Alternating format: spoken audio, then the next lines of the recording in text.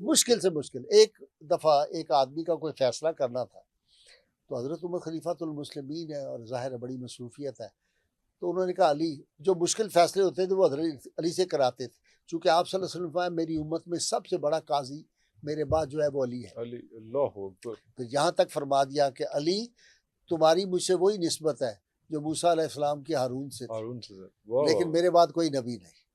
تو رسول اللہ صلی اللہ علیہ وسلم نے جب سیدنا عمر نے فیصلے کے لیے دے دیا معاملہ، انہوں نے فیصلہ کیا، تو دو میں سے ایک پارٹی جو تھی اس نے کہا اے ساڈا فیصلہ کرے گا، سمجھ حقارت سے جیسے کہتے کہ اے ساڈا فیصلہ۔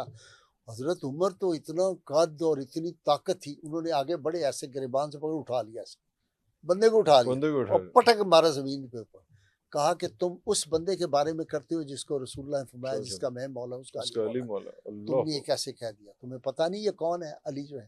تو صحابہ کی باہمی محبت اور الفت اتنی زیادہ تھی، آج ہم اپنے مال بنانے کے لیے، پیسے بنانے کے لیے لوگوں کو، مسلمانوں کو لڑانے کی نفرتیں، ایک میں آرگومنٹ دیتا ہوں جس کا جواب آج تک کسی نے دیا، وہ یہ ہے قرآن حکیم میں آتا ہے محمد رسول اللہ صلی اللہ علیہ وسلم، جی۔ والذین معہ اشداء علی الکفار رحماء بینہم۔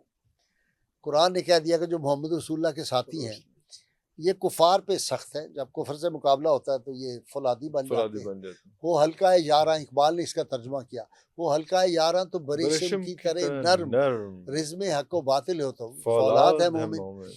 اب اللہ نے فرما دیا کہ یہ تو رحماء بینہم، یہ آپس میں رحیم ہے، کریم ہے، اہل محبت ہے، ان کی بہت محبت ہے۔ تو یہ فرما دیا۔ اللہ کو تو پتہ ہے نا قیامت تک اور قیامت کے بعد تک کوئی چیز سے پوشیدہ نہیں ہے۔ اللہ تعالیٰ کو نہیں پتا تھا کہ عمر اور علی آپس میں دشمن بنیں گے، ابو بکر اور علی آپس میں دشمن بن جائیں گے۔